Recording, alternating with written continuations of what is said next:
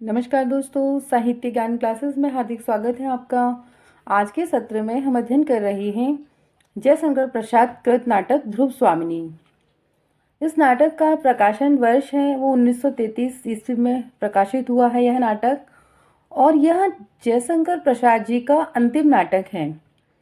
नाटक का कथानक है वो इतिहास से लिया गया है। कथानक में जो कथानक है उसका संबंध गुप्त काल से है।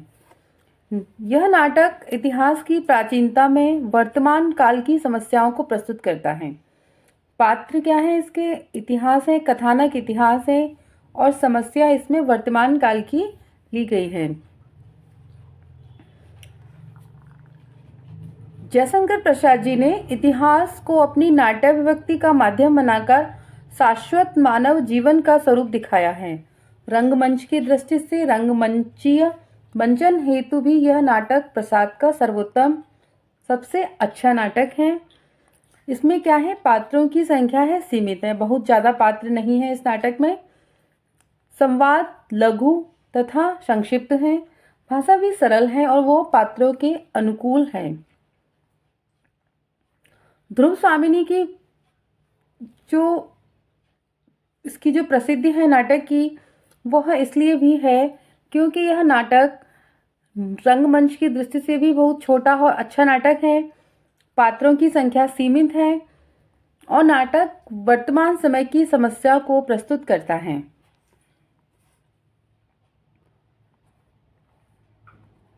तो आज के सत्र में हम अध्ययन करेंगे नाटक की विषय वस्तु, प्रमुख पात्र, संक्षिप्त कथासार और प्रमुख उद्धरण। ध्रुव स्वामिनी नाटक का प्रकाशन वर्ष 1933 ईस्वी में हुआ। यह नाटक 3 अंकों में विभक्त है। यह नाटक में 3 अंक हैं। नाटक में स्त्री पुनर्विवाह का चित्रण किया गया है, साथ ही स्त्री पात्रों के सशक्तिकरण यानी महिला सशक्तिकरण का चित्रण भी मिलता है। समस्या मूलक ऐतिहासिक नाटक है। कथानक इसका गुप्त काल से लिया गया है। नाटक की विषय वस्तु है ध्रुव स्वामिनी जयशंकर प्रसाद कृत एक समस्या मूलक ऐतिहासिक नाटक है जिसका कथानक गुप्त काल से लिया गया है। ध्रुव स्वामिनी नाटक में प्रसाद जी ने भारतीय समाज में नारी जीवन के कटु यथार्थ पर गहन विचार किया है। नाटक की भूमिका में प्रसाद जी लिखते हैं, यह ठीक है कि हमारे आचार विचार धर्मशास्त्र की व्यवहारिकता की परंपरा विच्छिन्न सी है। आगे जितने सुधार या समाजशास्त्र के परीक्षात्मक प्रयोग देखे या सुने जाते हैं उन्हें चिंतित और नवीन समझकर हमें बहुत शीघ्र भारतीय कह देते हैं, किंतु मेरा यह ऐसा विश्वास है कि तत्कालिक कल्याणकारी परिवर्तन भी हुए हैं। इसीलिए 1500 वर्ष पहले यह होना अस्वाभाविक नहीं था। क्या होना चाहिए और कैसा होगा यह तो व्यवस्थापक विचार करें, किंतु इतिहास के आधार पर जो कुछ हो चुका था, जिस घटना के घटित होने की संभावना है, उसी को लेकर इस नाटक की कथा वस्तु का विकास किया गया है। यह ध्रुव स्वामिनी नाटक की भूमिका में जयशंकर प्रसाद जी ने कहा है। नाटक में मुख्य पात्र हैं वो 10 पात्र हैं मुख्य। वो कौन कौन से हैं? नायिका है नाटक की ध्रुव स्वामिनी, मंदाकिनी, कोमा, चंद्रगुप्त, रामगुप्त, शिखर स्वामी, पुरोहित, सक्रास, हिंगल और मिहिरदेव। तो नाटक ध्रुव स्वामिनी में पात्र इसमें हिंगल, शिखर स्वामी, मंदाकिनी और कोमा, इनसे बहुत बार प्रश्न आते हैं। अन्य पात्र हैं कुबड़ा, बौना, हिजला, प्रतिहारी, सामंत कुमार, खड़क धारणी, सख सावंत, दासी और नृतकियां। प्रमुख तथ्य हैं, रंगमंच की दृष्टि से जयशंकर प्रसाद जी का सबसे सफल नाटक कृति है यह। गुप्त काल का ऐतिहासिक विवरण प्राप्त होता है इस नाटक के माध्यम से। प्रसाद जी ने इस नाटक में संस्कृतनिष्ठ एवं व्यवहारिक भाषा का प्रयोग किया है। नाटक में मनोवैज्ञानिकता का भी प्रभाव है। नाटक के तत्वों का सर्वांगीण विकास हुआ है इस नाटक में। पात्रों का परिचय ध्रुव स्वामिनी का हम अध्ययन करेंगे। सबसे पहले ध्रुव स्वामिनी रामगुप्त की पत्नी और चंद्रगुप्त की पूर्व प्रेमिका है। यह दृढ़ एवं साहसी स्त्री पात्र है। परिस्थितिवश वह जरूर कमजोर पड़ती है पर हौसला नहीं हारती। पुरुष प्रवृत्ति एवं धर्म के नियामकों से तीखे प्रश्न करती है, चंद्रगुप्त को उसके अधिकारों के प्रति उद्वेलित करती हैं। रामगुप्त की पत्नी है और यह चंद्रगुप्त की प्रेमिका है। आपको याद रखना है, यह चेतनशील और निर्भीक नारी है, जागृत है। मंदाकिनी नाटक की सजीव पात्र जो अपने तीखे प्रश्नों से स्त्री की व्यवस्था को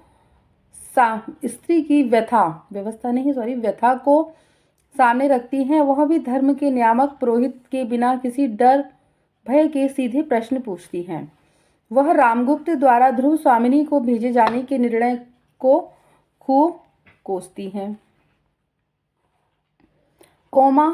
सकराज की प्रेमिका है ये, जो उसे छोड़ देती है। स्वाभिमानी है, सकराज से कहती है कि राजनीति का प्रतिशोध क्या एक नारी को कुचले बिना नहीं हो सकता। अंत में वह सकराज का शव लेने आती है। चंद्रगुप्त गुप्त साम्राज्य का साहसी एवं साम्राज्य के लिए मर मिटने वाला चरित्र है। रामगुप्त का भाई है, परंतु उसके चरित्र के बिल्कुल विपरीत। सकराज के अकेले युद्ध के लिए तैयार हैं, किंतु गुप्त साम्राज्य की ध्रुव स्वामिनी को भेजने के लिए हरगिज तैयार नहीं है। रामगुप्त गुप्त साम्राज्य का शासक, जो पिता द्वारा अयोग्य घोषित किए जाने के बावजूद छल कपट से राजा बना। विलासी प्रवृत्ति के साथ साथ घोर कायर पात्र, जो युद्ध से बचने हेतु अपनी पत्नी को शत्रु को सौंपता है। शिखर स्वामी रामगुप्त का सहयोगी है एवं गुप्त साम्राज्य का अमात्य राष्ट्र रक्षा का उपाय सबसे ऊपर बताते हुए रामगुप्त के फैसले का समर्थन, या यूं कहें कि रामगुप्त के निर्णय को धर्म नीति की आड़ में सही बताने वाला यह अवसरवादी, कुटिल, धूर्त एवं अयोग्य अमात्य है। पुरोहित एक दृढ़ एवं सत्यनिष्ठ चरित्र, जिससे धर्म की सच्ची व्याख्या करने में कोई भय नहीं। सकराज स्वार्थी एवं विलासी प्रवृत्ति का शासक है। ध्रुव स्वामिनी की चाह रखता है, स्त्री को महज वस्तु समझता है, भाग्यवादी है एवं मंगल अमंगल पर विश्वास रखता है। हिंगल रामगुप्त के यहाँ सकराज का संधि प्रस्ताव लेकर जाने वाला व्यक्ति है। मिहिरदेव कोमा के पिता एवं सक साम्राज्य के आचार्य, ये धार्मिक एवं नैतिक हैं। नाटक का संक्षिप्त कथासार का अध्ययन करेंगे। जो इसमें अंक हैं उन सभी 3 अंकों का, और नाटक में कितने अंक हैं? 3। महत्वपूर्ण प्रश्न यहाँ से भी बनता है कि जयशंकर प्रसाद कृत ध्रुव स्वामिनी नाटक में अंकों की संख्या कितनी है। तो पहले अंक का अध्ययन करेंगे हम। नाटक का प्रारंभ ध्रुव स्वामिनी और खड्गधारिणी के वार्तालाप से हुआ है। नाटक के इसी अंश में प्राप्त होता है कि गुप्त सम्राट रामगुप्त की पत्नी पहले उसके भाई चंद्रगुप्त की प्रेमिका रह चुकी है। समुद्रगुप्त ने अपने बड़े पुत्र को अयोग्य जानकर उत्तराधिकारी उसे घोषित किया, परंतु रामगुप्त ने छल और कपट को न्याय का नाम देकर सत्ता संभाल ली। रामगुप्त कुटिल एवं विलासी प्रवृत्ति का शासक है। वह डरपोक है। शक सम्राट की संधि जिसमें उससे ध्रुव स्वामिनी मांगी गई थी, उसने देने का निर्णय कर लिया। विवाह को अस्वीकार करते हुए वह कहता है कि आचार्य के द्वारा पढ़े गए मंत्रों का बोझ वह क्यों उठाए। ध्रुव स्वामिनी बार बार उससे अपने सम्मान की भीख मांगती है, पर वह युद्ध के डर से उसे सकराज को सौंप देता है। चंद्रगुप्त इस निर्णय से असहमत होते हुए स्वयं सकराज के यहाँ जाने का निर्णय करता है, परंतु ध्रुव स्वामिनी उसे अकेले नहीं जाने दे चाहती, वह स्वयं भी उसके साथ जाती हैं। द्वितीय अंक की कथा है। दूसरे अंक में इस अंक का आरंभ कोमा के साथ हुआ है। वह भी एक व्यथित नारी है, यानी समस्या प्रधान नाटक है ध्रुव स्वामिनी, और इस नाटक में महिलाओं की जो व्यथा है उस व्यथा का वर्णन किया गया है। क्योंकि उसका प्रेमी सकराज भी कैसा है? विलासी प्रवृत्ति का शासक है। ध्रुव कोमा का जो पति प्रेमी है वह विलासी है, वह उससे प्रेम करती है, पर वह ध्रुव स्वामिनी को चाहने की इच्छा रखता है। जैसा कि पुरुष का सहज व्यक्तित्व या उनका मन जो होता है कि एक चीज है दूसरी हमें प्राप्त हो जाए, तो उनका मन भटकाव की स्थिति की ओर है। तो वह क्या करता है, उस कोमा का प्रेमी सकराज क्या है, विलासी है और वह ध्रुव स्वामिनी को भी प्राप्त करने की इच्छा रखता है। सकराज स्त्री को भोग्या और वस्तु के अतिरिक्त कुछ नहीं समझता। वह कहता है कि स्त्री क्या है, भोग की वस्तु है और इसके अतिरिक्त वह कुछ नहीं। अपने आवेश में सकराज आचार्य मिहिर देव का अपमान भी करता है। यह पूरा प्रकरण सकराज के चरित्र के स्वार्थी और विलासी स्वरूप का उदाहरण है। इसी अंक में वह चंद्रगुप्त के हाथों मारा जाता है। तीसरा अंक है नाटक का तीसरा अंक पूर्व के दोनों अंकों में उद्घाटित समस्याओं के विश्लेषण और समाधान के लिए रचा गया है। इस अंक में ध्रुव स्वामिनी और रामगुप्त का विवाह पुरोहित द्वारा खारिज किया जाता है, क्योंकि रामगुप्त गौरव से नष्ट और आचरण से पतित था। रामगुप्त परिषद की बैठक में चंद्रगुप्त को मारने के चक्कर में स्वयं एक सामंत द्वारा मार गिराया जाता है और चंद्रगुप्त की जय जयकार के साथ नाटक समाप्त होता है। नाटक के प्रमुख उद्धरण हैं, प्रमुख उद्धरण पहले अंक से राजनीति के सिद्धांत में राष्ट्र की रक्षा सब उपायों से करने का आदेश है। शिखर का वो है, मूर्खों ने स्वार्थ के लिए साम्राज्य के गौरव का सर्वनाश करने का निश्चय कर लिया है।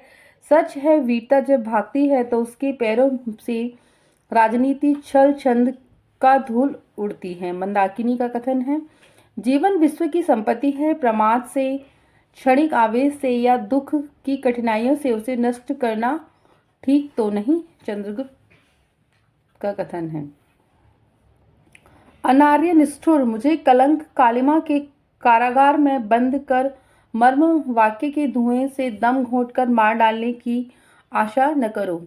आज मेरी सहायता मुझे अमृत पिलाकर मेरा निर्लज्ज जीवन बढ़ाने के लिए तत्पर है। जाओ, मैं एकांत चाहती हूँ। ध्रुव स्वामिनी।